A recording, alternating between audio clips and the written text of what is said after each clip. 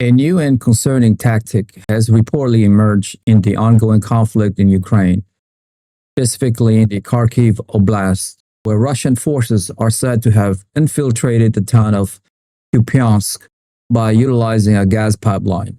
This unusual method, reported by the monitoring group Deep State on September 12, suggests a sophisticated and clandestine approach to bypass established defense and gain a foothold in the region. Russian soldiers reportedly entered the pipeline from an occupied village situated merely 8 kilometers away, employing specialized equipment for their subterranean journey. This equipment included specially designed wheeled benches and electric scooters, enabling them to maneuver through the confined spaces of the pipeline. The underground transit is estimated to have taken up to 4 days, a duration that reportedly included planned stops for rest and the resupply of necessary provision. This methodical approach highlights a deliberate strategy to sustain forces during the difficult journey. The primary objectives of this pipeline infiltration appears to have been to circumvent the Oskil River, a natural barrier that Ukrainian forces have likely fortified. By traversing the pipeline, Russian forces were able to reach Kupiansk and then disperse into the surrounding forest without encountering significant resistance or suffering serious losses.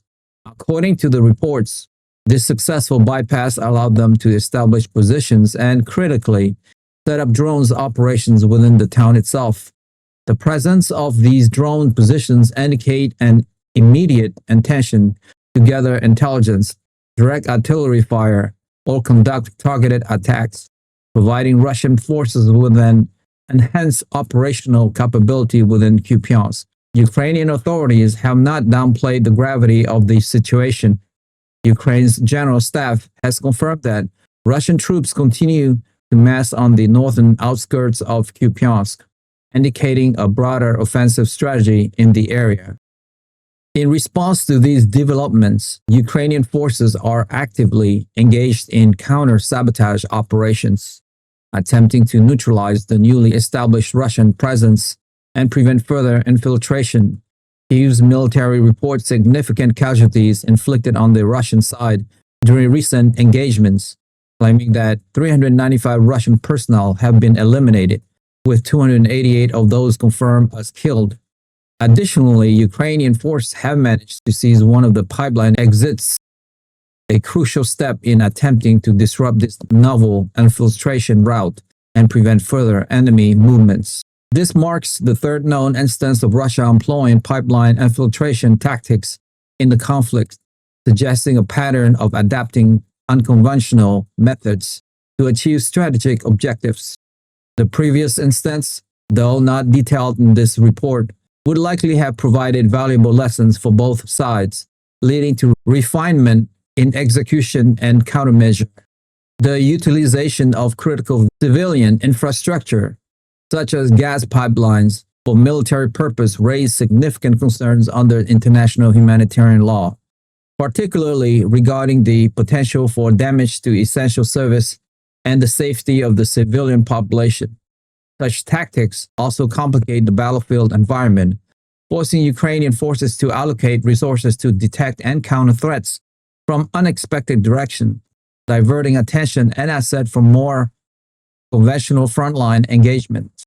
The strategic importance of Kupiansk cannot be overstated. Located in the Kharkiv Oblast, it serves as a vital railway hub and logistical center, making its control crucial for both sides. For Russia, securing Kupiansk would facilitate the movement of troops and supplies, enhancing their offensive capabilities further into Ukrainian territory. For Ukraine, maintaining control of Kupiansk is essential for defending the Eastern Front and preventing Russian advance toward larger population centers. The reported infiltration via the pipeline represents a significant challenge to Ukraine's defensive posture, demanding an immediate and robust response. It underscores the dynamic and evolving nature of the conflict, where both sides continuously seek innovative ways to outmaneuver the other. The psychological impact of such a clandestine entry method could also be considerable, potentially eroding morale and creating a sense of vulnerability among Ukrainian defenders and the local population. The use of wheeled benches and electric scooters inside a pipeline illustrate a remarkable level of ingenuity and resourcefulness on the part of the Russian military. These tools are specifically adapted for confined spaces and extended period of movement on the ground, suggesting prior planning and specialized training for such an operation. The ability to transport troops and supplies covertly for up to 4 days indicates a sophisticated logistical chain supporting these clandestine activities. This is not a spontaneous action, but a carefully orchestrated maneuver, indicative of a detailed understanding of the local infrastructure and terrain. The fact that they managed to disperse into nearby forests without serious losses further emphasized the success of this covert operation, at least in its initial phase. The establishment of drone positions inside Kupiansk immediately following their infiltration suggests a tactical advantage gained through this method. Drones are crucial for reconnaissance, pocket acquisition, and even direct attack, providing real-time intelligence that can be used to direct artillery fire or guide ground operations. Their presence within the town itself gives Russian forces an immediate and intimate understanding of Ukrainian positions and movement, which could prove devastating in subsequent engagement. This highlights the multifaceted nature of modern warfare, where unconventional entry methods are combined with advanced technological assets to achieve battlefield superiority. The Ukrainian response, including counter-sabotage operations and the seizure of a pipeline exit, is a direct attempt to mitigate the threat posed by these new tactics. Counter-sabotage operations involve identifying and neutralizing enemy agents or forces operating behind lines, which in this case would include the infiltrated Russian soldiers and their drone positions. Seizing a pipeline exit is a critical defensive measure as it cuts off a potential resupply route or an escape path for the infiltrated force. However, given the length and complexity of pipeline networks, completely sealing off all potential entry and exit points presents a formidable challenge.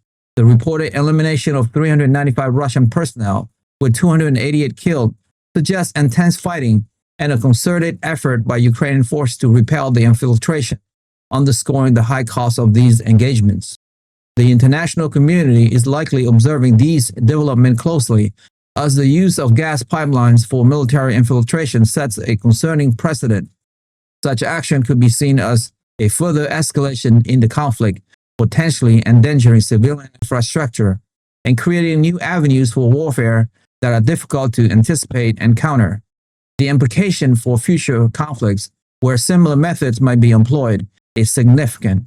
It underscores the need for international bodies to review and potentially update conventions regarding the protection of civilian infrastructure during armed conflict. The situation in Kupiansk remained fluid and highly contested, with both sides committed to achieving their objective in this strategically vital location. The ongoing counter-sabotage operations by Ukrainian forces will be crucial in determining the ultimate success or failure of this audacious Russian tactics. That's all for me for today. If you like the video presentation and you would like to follow for more, hit that subscribe and like button now, and we will continue to build this show for you. Thank you to all of you guys who have subscribed. It means a lot to me. Thank you so much. I will see you soon. Bye for now.